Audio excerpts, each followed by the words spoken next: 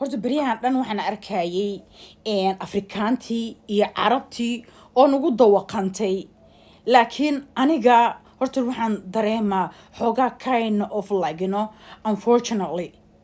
why because every history we made our country waa nalaga tirtiroyaa wax noola sheegoya ma jirto xitaa historiga maanta ardayda loo dhigayo ma ku jirtaa 2006kii under the 2006kii inay Ethiopia duulaan ugu soo qaaday laakiin ay ku jabtayo wadanka laga cirdeeyay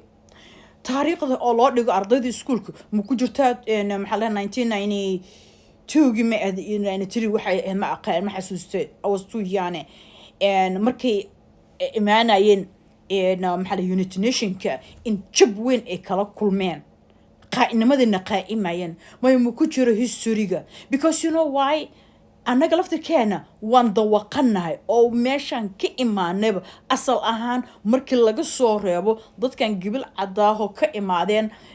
dhulalkan carabta oo meeshan u yimaado business iyo military u yimaado ka bacdi iska degan maahan Soomaalida original ahaan ma taqaaniin meeshaad ka timaadeen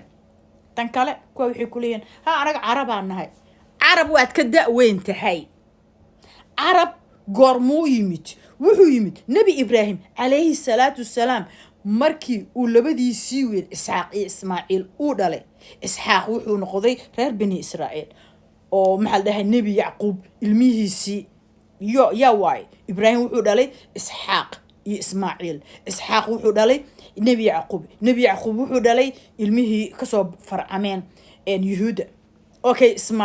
ismaaciilna ilmihii ka soo farcameen carabta mujada so marka maadaama sidaas ay tahay annaga inaan carab aan ahaano markii carabta ay wadankeena ay timaado berigii hore ay keenaan maaragtay rar ay keensadaan ay rabaan inay rar ay ka qaataan oo kale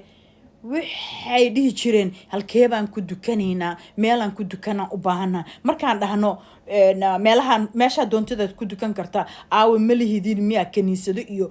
asnaam maya annaga asnaam yaa ilaahigiina yaa waa ilaahigeena waa ilaahigi dhulkan untay ilaahigii untay ibraahim waaye annaga waxaan nahay ilaahay baan annaga maartay aan u sujuudnaa way la yaabi jireen carabtu waxay dhihi jireen annaga waxaan u soconaa dhulkii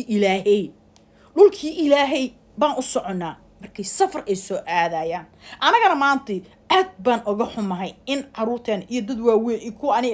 kuwa ani igsi oo inay carabaan nahay walaal adiga firkaaga hadduu carab